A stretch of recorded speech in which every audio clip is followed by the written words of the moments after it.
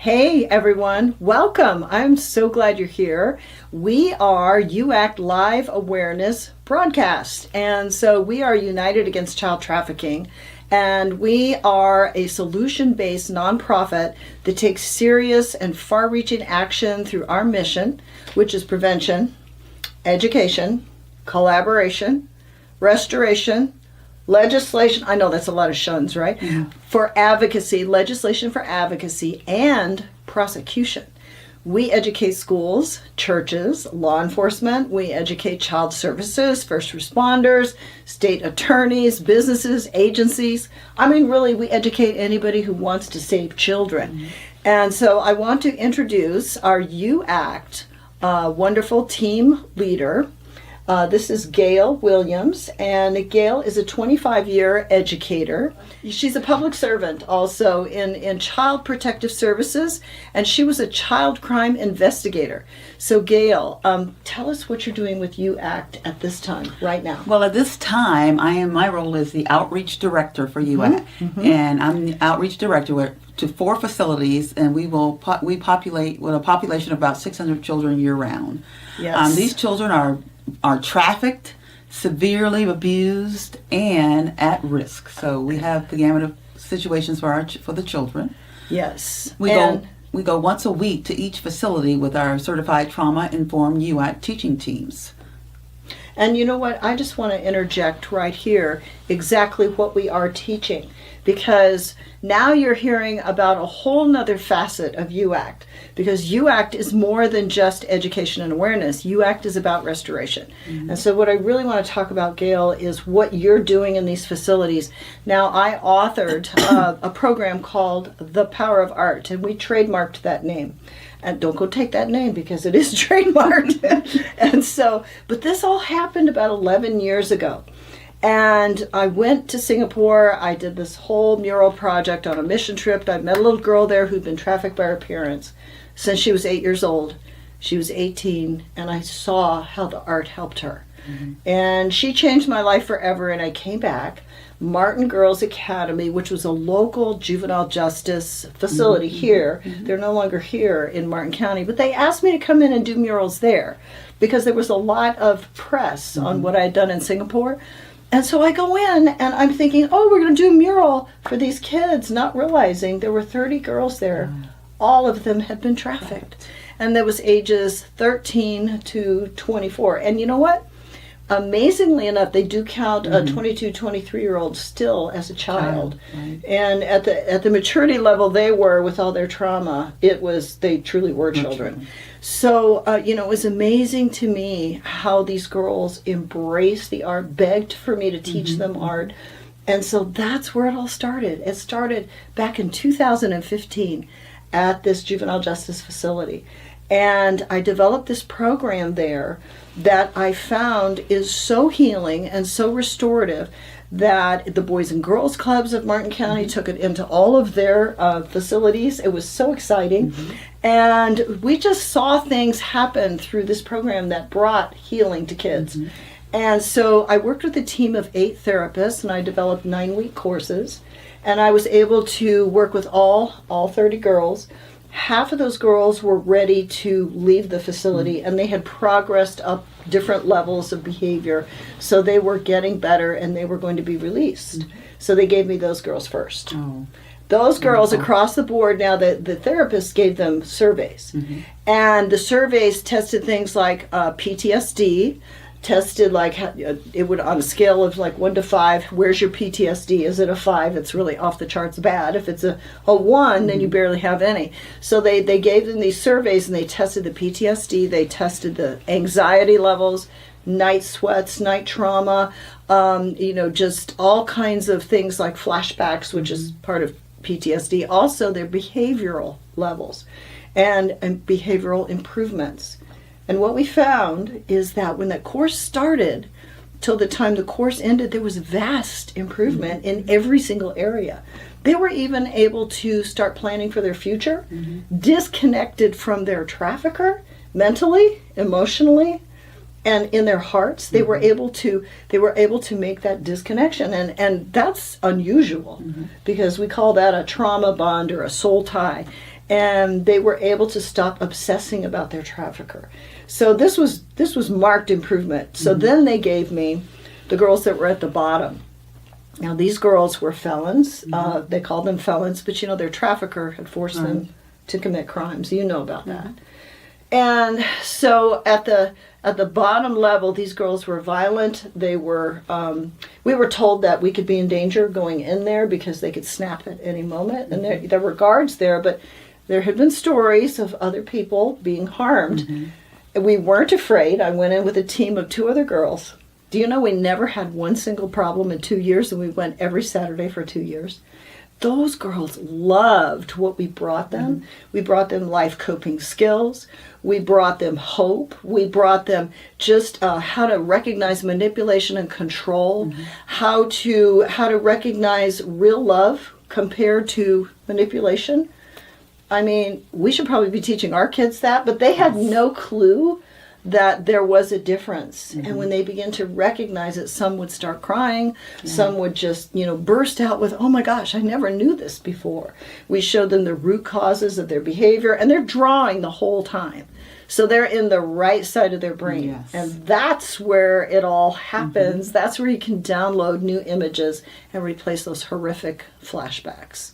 So, I really want to give you the full picture of what the power of art is all about.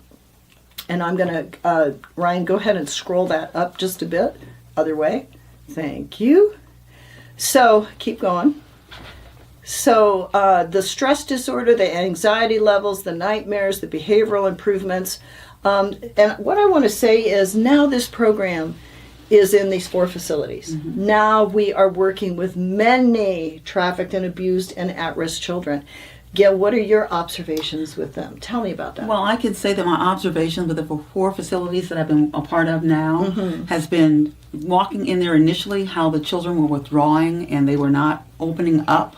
The art has brought them to be able now to engage with others, to even for us to be able to communicate with them. They were not non-communicative at one point. Wow. They didn't want to give you eye contact. But through the art projects and the drawing that they're doing, they're building their confidence. And I really feel this is really touching them. They're getting confident. They're being able to speak and speak out, which is something that is really unusual too for children that are trafficked. They don't want to say anything. These children have really grown. What about do they start telling you their story? Do they actually tell you they have been trafficked? Do they open up and actually talk about what's happened to them? I think in the 9 weeks period, they have opened up about themselves and how they feel. They really have to have a lot of confidence in you and to get to know you, but it's working. The process works. They more and more, every session that we have, they're willing to open up and talk to us about what's going on with them. And we also ask questions, how are you doing today? And they're willing to tell us those things, and we have affirmations, positive affirmations, making sure that they're confident and feel good about themselves. I love it. And I see that working as a part of the program that you developed. So let me just tell you, because before I sent Gail in there, I was going into these facilities with our teams, and we did have children open up and say, I was trafficked, and then they would tell us their story.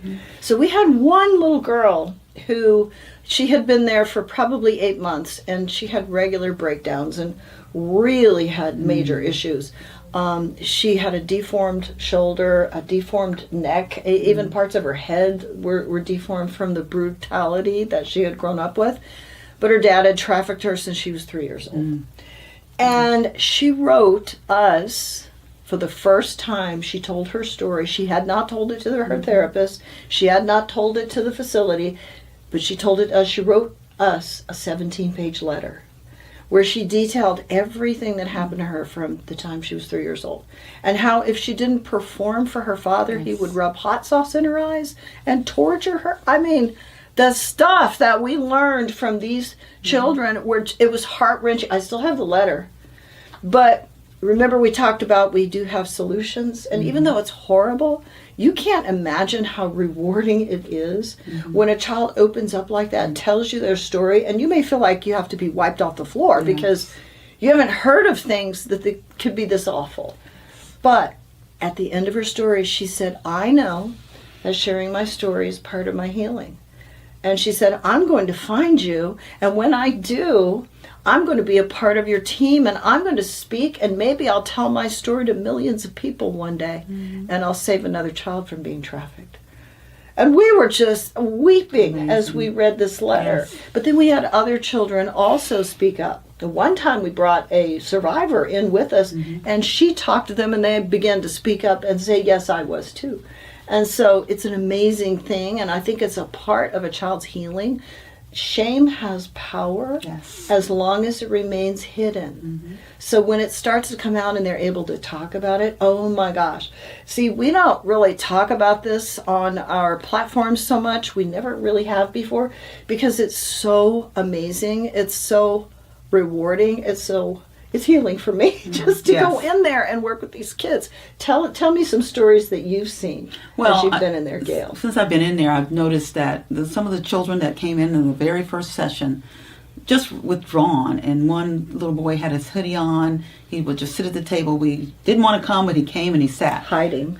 That's a just with shame hoodie on. demeanor. Yes. And so it took us going up to him through the art and helping him with the art to get him to open up and for him to trust. So I think that's really what is needed. When they see that we care and we're there to help them and bringing them something that's going to bring some joy to their life and some positivity, they open up. And so that's what I've seen happen. And even with the tiny ones, I had middle and elementary and high school. What's the earliest age you've got? The earliest age, we actually had a baby, and I call him a baby, but he was 3 years old, But, and one day the baby was all happy. One day they're happy. The next day, the next week, we went back just crying. So, there's something emotionally going on with him. And so for us to be there, even through drawing and coloring and that sort of thing with the children, helping them to open up. So every child is an artist at age 5. Okay. But something happens between ages 5 and 15. Now, either that child was told they can't draw, or they told themselves they weren't good enough and they quit. But everybody has a right side of the brain. That's why art is such a vehicle.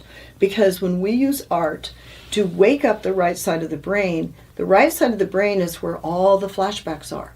The right side of the brain is where, if you can get them over there, that's where the pieces, the voices stop. The noise stops, the static stops, the trauma stops. And the only time that they have the trauma over on that side is when they're actually in a flashback. But when they're drawing on the right side of the brain, it's totally peaceful.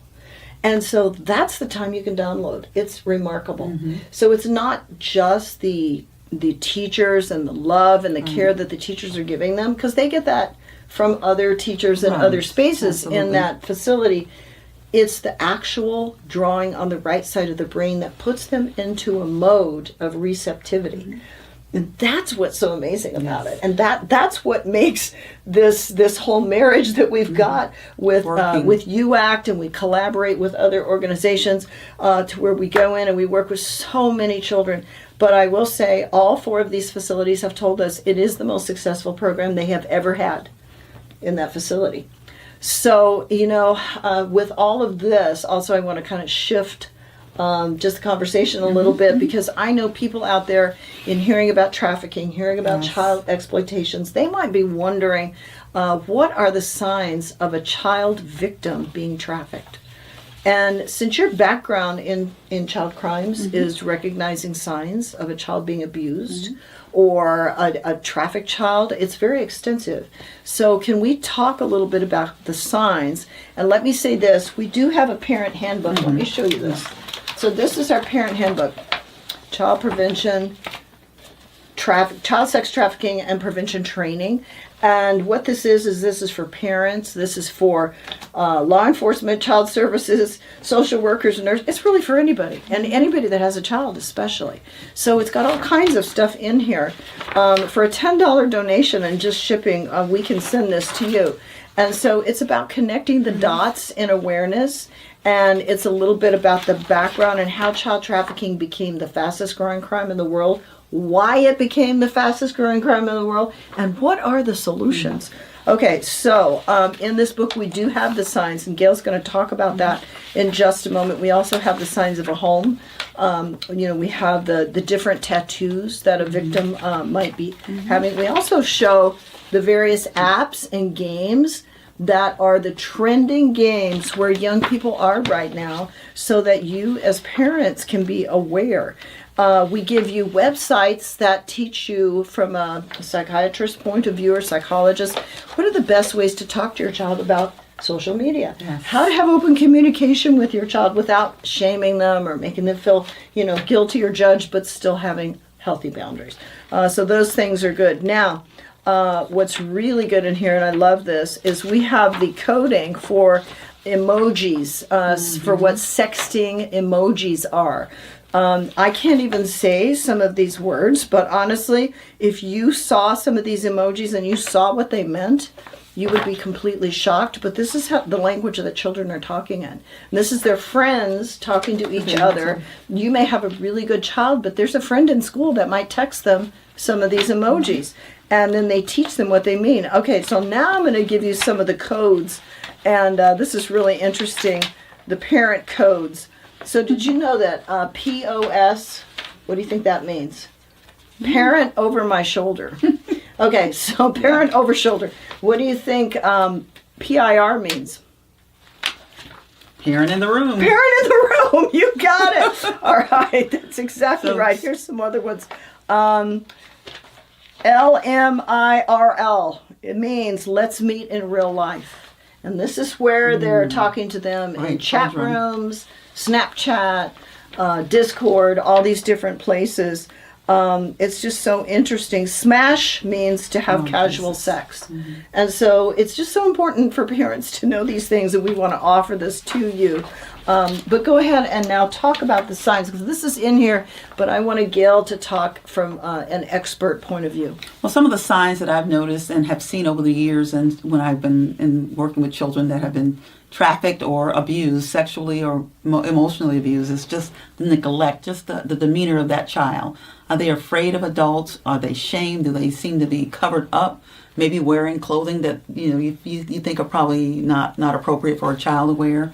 Those are some signs. The way the child's behavior might be with adults. Yes. Maybe too flirtatious. If you're a little girl with a male, that sort of thing, that something is going on. They know a little bit more than they probably should know at that age. And you have seen firsthand what this looks like. Yes, I have investigated child abuse where children have been sexually abused by an adult. And so you always want to look at that child. And maybe if you're a trusted adult, like we are trusted adults, if you see something going on with a child, have a conversation, because they may open up to you, and then you could then report that and try to save that child's life. The more gentle you are, the more open-ended questions that you ask, the easier it is to communicate with a child. And one of the biggest signs is eye contact. They can't make eye contact. Right. So that's ashamed, an immediate sign to you. But go ahead and also talk temper about tantrums if they're having tantrums, and just afraid, and maybe they're being belligerent. There's something going on in their mind as it's happened to them. They're angry. Some children that have been abused are angry because they know that this just doesn't feel right, but it's happening to me, and nobody has helped protect me from that. So they become very defensive. That's another sign that I've seen. And then if a child is coming to school, wherever you might see them, they look disheveled. They look, and they're always hungry. Maybe there's some neglect going on there. Bruises. Bruises, physical. And if there's neglect going on, then there could possibly be trafficking. Anything could be happening to that child. So you just want to look at the signs. And if that child just doesn't appear to be happy, there's something going on there. That just reminded me of a survivor testimony that I heard, Gail. Her father swung her around the room by her arm so many times that her little shoulder was out of her socket, and even as an adult, she was constantly popping it back in. So if you see things like that are so out of the ordinary, it's really important to pay attention. And I know that Lynn, you promote this in reporting anything that might be occurring that you see as an adult what to do. Yes. And I know there's a way that you just call 911. Right. Sheriffs now are getting more and more training, and we really recommend that you do that. Now you can call the national hotline number, which you can just Google and get that in a second. That's really more for reporting, and that's important to call to leave that report. But if you want action, you need to call your local sheriff. You can also look up the Cyber Hot Tip line, and that's the National Center for Missing and Exploited Children, and that's an important number to get and to turn in if somebody has contacted your child online, if they've been in gaming, if they've been in some kind of apps, if anything is going on through the internet, online, or any type of device. That's the number you need to turn that tip into. If you're in Florida, you can call 855-FLA-SAFE, and they'll get law enforcement on it right away. Right. That's what that hotline is there for. And so, and Lynn has covered a lot of it in the manual that she just shared with you, but just signs on a child, tattoos that kind of look unusual. And the child may be groomed, is what I'm saying, but, you know, they think this is acceptable. Well, let's talk about unusual tattoos, like crowns, dollar signs, right. anything. The word daddy written on a girl's neck. Ownership, yes. Those kind of things. That, you know, you just want to be, if you see something like that, you know, you want to pay attention to it and then try. Like Lynn said, you can contact the authorities to see if you can help that child. Because or maybe, that's an interesting tattoo. Tell me about that. And see what the response is. If the head goes down and the shame is there, pay attention. Chances are there's something going on. Yeah. Okay. All right. So let's go back to the Power of Art program. And we know this works for traumatized children, Yes. Gail.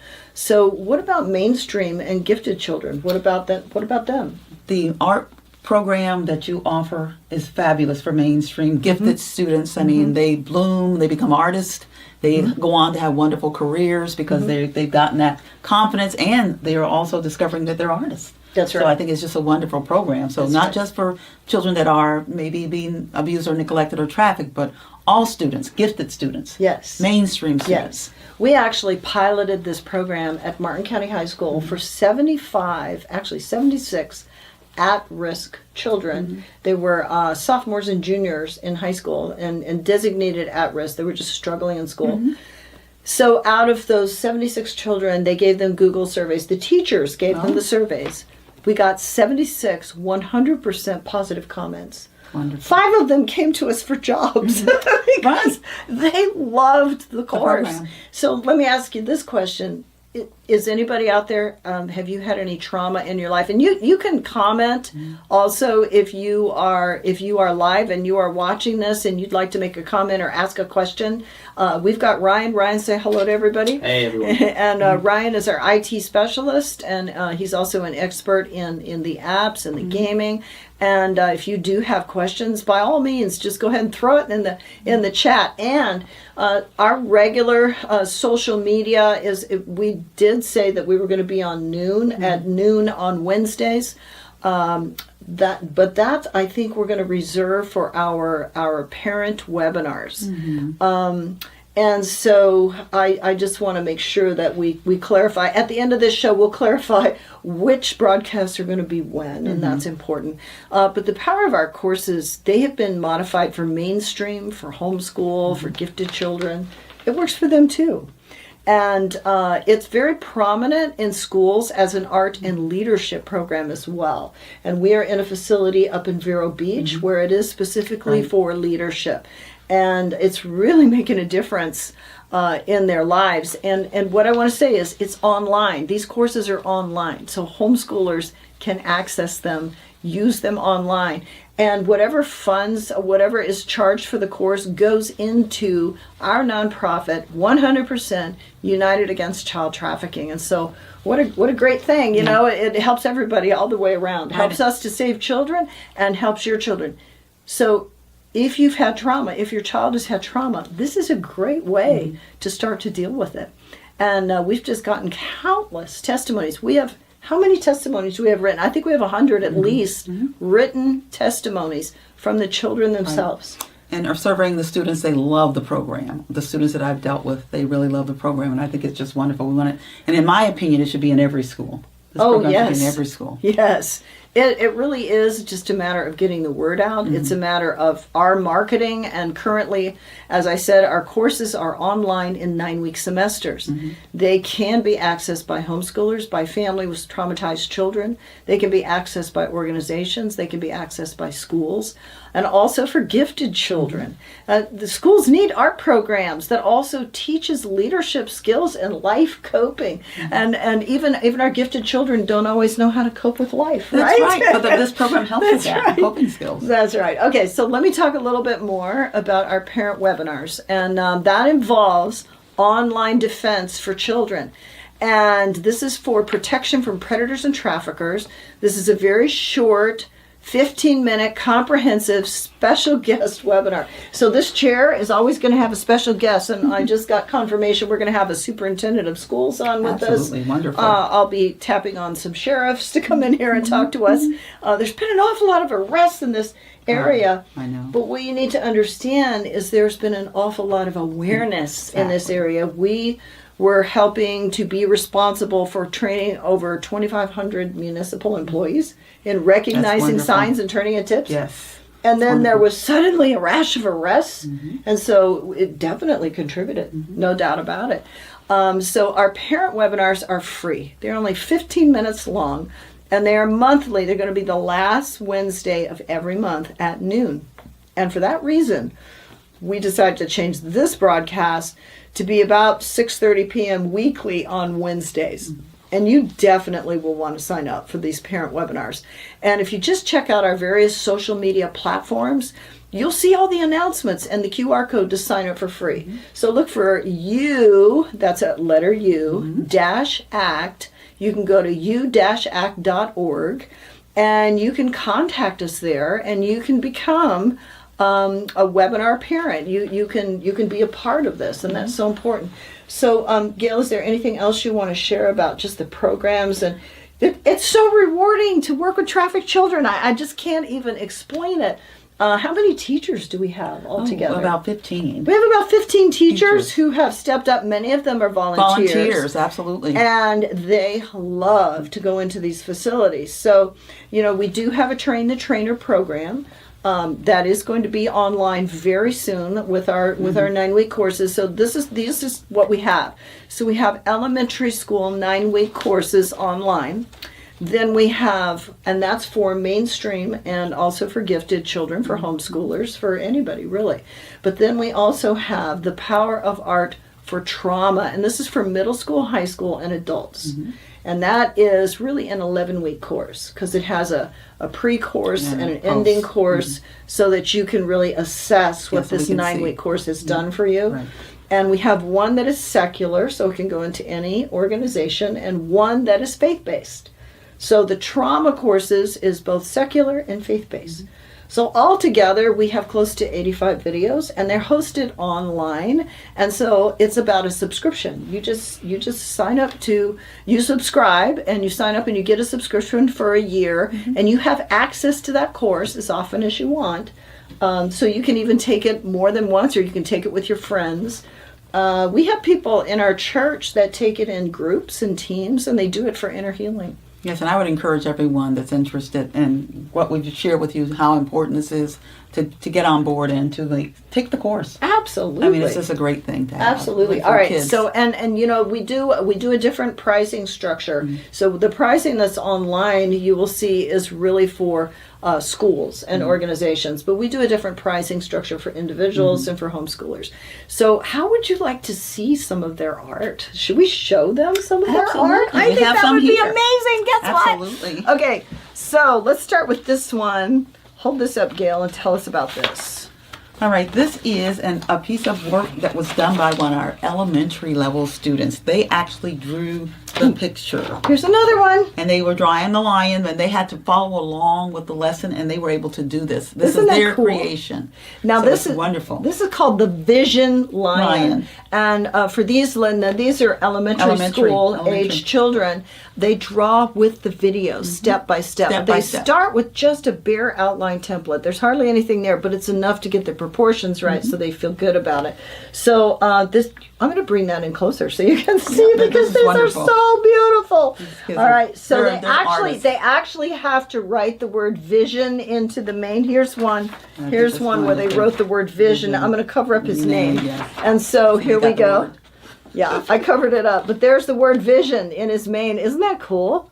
That is like amazing because we're teaching them how to have vision for their future, how to visualize a good future and connect their present to that good future. And each one of these has a positive affirmations that the students learn and will repeat those. Yes. It's about what they're creating. Yes. Okay, so you can cover up this and show this one. All right. So this is another one. And this is also, this one I think is from one of our middle schoolers here. So this could be this way or the other way. It could be upside down. Either way. Yeah, because that is a humpback whale. Humpback whale. Beautiful. They're just great. And this is painting. So these students not only do drawing, but they also do watercolor painting. They're learning skills, watercolor skills. They're learning drawing and painting, watercolors. They learn team building. There's all kinds of stuff. Oh, this one is who did this? This is elementary. How old is this child? About 10. About 10. All right. Now, if you see up close, you will see that there is actually.